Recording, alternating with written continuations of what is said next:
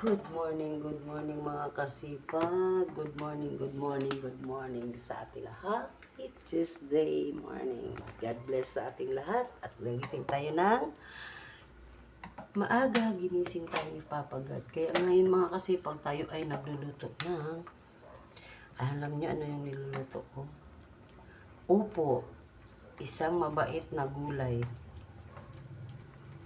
Yan yung gulay na mabait mga kasipag. Alam niyo ba mga kasipag, ang nilalagay ko niyan is sardinas lang yan. Nilalagay natin dyan. Masarap yan mga kasipag. Yan. Sus. Alam mo mga kasipag, nung pagpasok ni kasipag siyan ngayon, nag-anuhan kami ng kanyang lapis. Hinahanap namin yung lapis niya. Kada pasok na lang mga kasipag, walang nawawala ang lapis pag uwi ng bahay. Tapos pag tawag nito, pag hinahanap mo yung mga lapis niya, wala. Kaya ayun, may gagawin tayo, tayo ng, ano ba nasisira na itong aking stand. Magagawa tayo ng malunggay. Anuhin natin yung malunggay. Mga kasipag. Yan ang ating malunggay. May longgay leaves. Matapang siya. Habang nagpapakulo tayo. Araw-araw na lang tayo naghahanap ng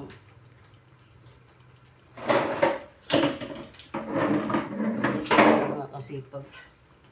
Araw-araw na lang ako naghahanap ng lapis ni kasipag. Siyan, grabe talaga mga kasipag. Kayo ba, mga anak niyo ba, ang lapis araw-araw din naghahanapan kayo?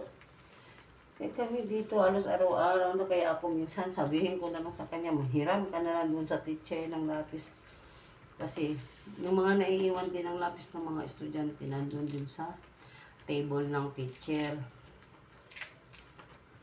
Kaya pwede manghiram doon. Siyempre, tayo mga nanay, kailangan tingnan din natin yung ating anak kung may lapis pa ba or anong assignment, ganyan. Katulad yan, assignment pala siya. Buti madali yung assignment niya. Kaya nagawa agad natin. Kung hindi ko nakitanong yun ngayon, hindi ko kasi natanong kahapon kasi pag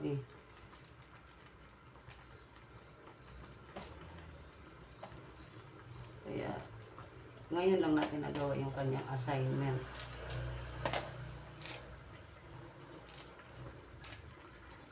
Nagsulat pala siya ng assignment. Hindi ko nga na-check yung mga notebook ng mga kasipag ngayong kahapon.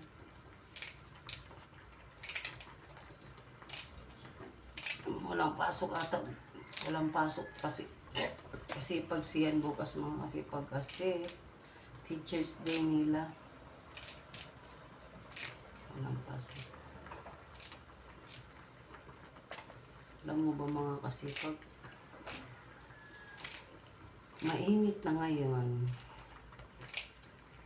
Kawawa yung mga may nangyayari sa Visayas ngayon mga kasipag. Pray na lang natin na okay ang lahat. Okay lang yung mga establishment na nasisira, na gano'n. Basta ang buhay, nandyan lang. Buhay tayo. Kasi madali lang kitain yung mga katulad ng McDo doon, Jollibee sa Cebu. Anong nangyayari? Marami nang iba-vlog na naman ang mga vlogger niyan mga kasipag. Yan naman iko-content nilang tungkol sa earthquake. Okay lang yung masira yung mga ganun. May insurance naman yung mga kasipag, yung Jollibee.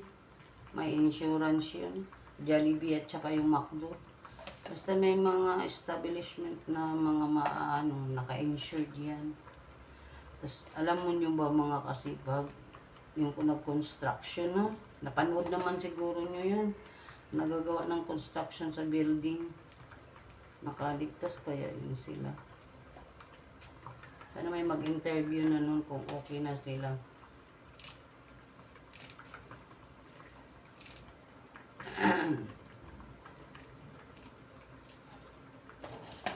Gulay na naman tayo mga kasipag. Gulay kagabi, gulay ngayon. Adobo naman tayo kahapon ng umaga. Meron naman karne dyan sa rep mga kasipag. Kaso lang mas bet namin yung gulay. Kasi alam nyo naman nasa ano na tayo, line of 50s. Asahan na natin. 40s. Kailangan natin maglaylo ng mga pagkain, mga ano, mga matataba. Kaya sabi ko sa kanya mga kasi pag kumain siya ng manok, breast lang, wag na yung pakpak at saka thigh kasi, tsaka drumstick kasi, nandun yung taba. Nandun yung mga taba ng ano.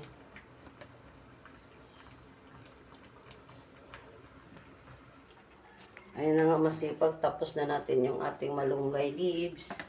Yan. Ito na yung ating opo. Napakabait na gulay. Ito yung mabait na gulay mga kasipag. Opo.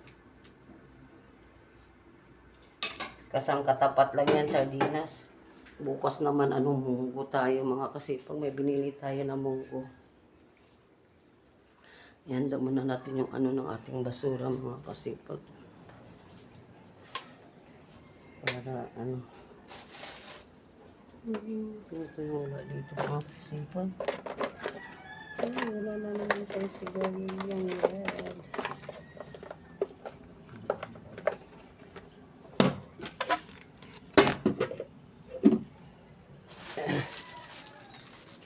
Ay.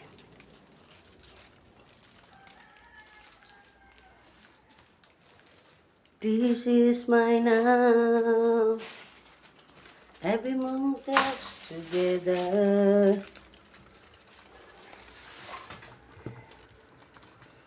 Ano natin yung ating basura mga kasipag.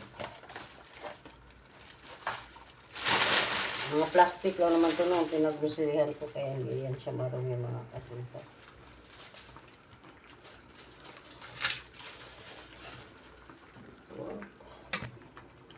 Hindi na siya nagtatayo. Anong nangyari sa'yo?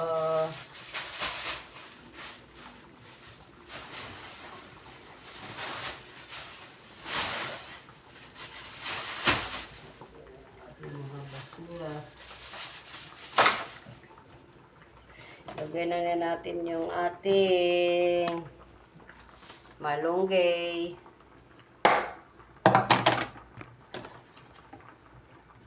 Malunggay legs.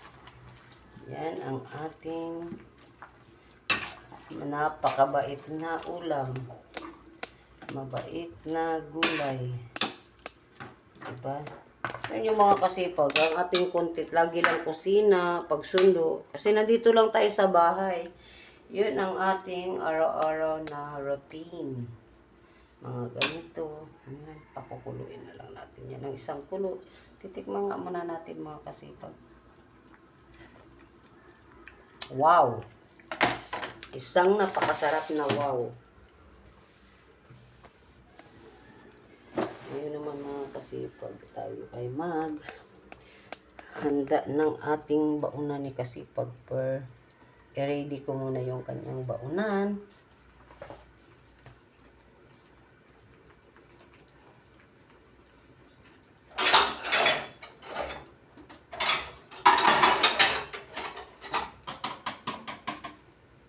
Meron naman tayong baunan na maganda. Ayaw lang kasi yung kasipag per gamit mo. Ano? Yan muna tayo mga kasipag. Ayan na nga mga kasipag, luto na ang ating opo. Kaya tayo ay handa tayo ng ano mga kasipag. Baon ng kasipag per.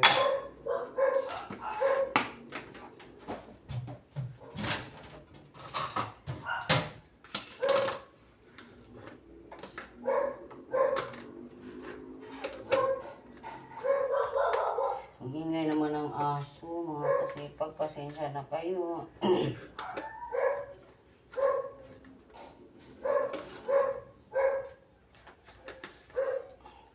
Napaparami. Hindi pwede marami mga kasipag. Alam nyo na.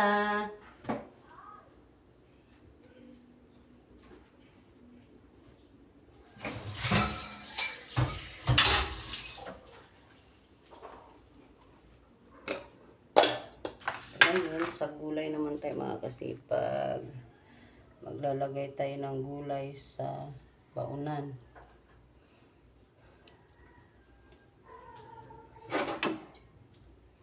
Anuhin muna natin kasi medyo ano pa yung malunggay mga kasipag. Kaya mga kasipag, tingin muna tayo dito sa labas. Mag-check muna tayo kung ano yung ganap ng panahon natin ngayon mga kasipag. Check the panahon. Ayan yung panahon mga kasipag. Diba? Maaliwalas ngayon ang panahon. Maganda ang panahon ngayon. Ayan. Kaya mga kasipag, good day tayo. Good day kasi maganda yung ating panahon ngayon.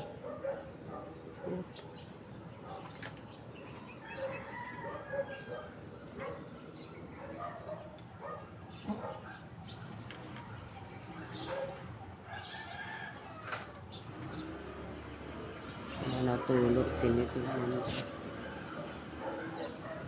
Ilagay muna natin ito mga kasipag. Gusto lang hindi ko abot. Kaya mga kasipag, hanggang dito na lang ang ating vlog. Huwag kalimutang mag-like, mag-share, mag-subscribe, follow sa aming aming vlog. Kaya mga kasipag, maraming salamat sa ating lahat. Happy Tuesday morning. Nandiyan na si Kasipag Pearl. Na siya, dumating na siya, kararating na niya, hinatid niya si Kasipag siyan, kaya yan siya. Kaya mga Kasipag, maraming salamat. Bye-bye!